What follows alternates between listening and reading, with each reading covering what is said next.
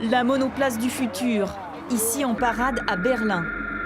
La Formule E est 100% électrique.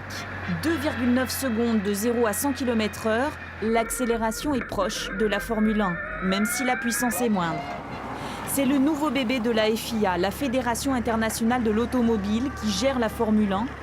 Et Alejandro Agag, le patron de ce projet, est fier de présenter à Monaco ce nouveau championnat qui ambitionne de changer l'image des voitures électriques dans le monde. Les gens ne croient pas à la voiture électrique. Ils voient ça une voiture petite qui va très proche, qui va très rapide, pas très rapide, pas quelque chose, vraiment une solution pour leur vie. Il faut changer cette idée et c'est pour ça qu'on a établi le championnat. Et oui, il faut beaucoup d'énergie, mais ça marche très bien, il y a beaucoup de gens qui nous joignent.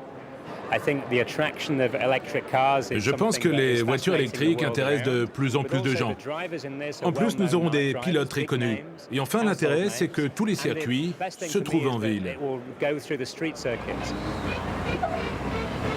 Le nom des 20 pilotes de Formule E sera annoncé en fin d'année. Une écurie française sera dévoilée le 24 octobre prochain. Beaucoup de mystères encore donc, mais le calendrier est connu. Pékin, le 20 septembre 2014, premier Grand Prix électrique, et surtout Monaco, le 9 mai 2015. C'est non seulement l'image de Monaco, mais l'image de la FIA, de prouver qu'effectivement, aujourd'hui, l'avenir est sur la consommation moindre, des émissions de CO2 diminuées. La formule 100% électrique, la formule E, va tout à fait dans ce sens. Mais il faut quand même savoir que même la Formule 1, dès l'année prochaine, les nouvelles Formule 1 seront hybrides. Les essais sur circuit sont restés secrets. Voici en exclusivité le son d'une Formule E à plein régime tel qu'il résonnera à Monaco.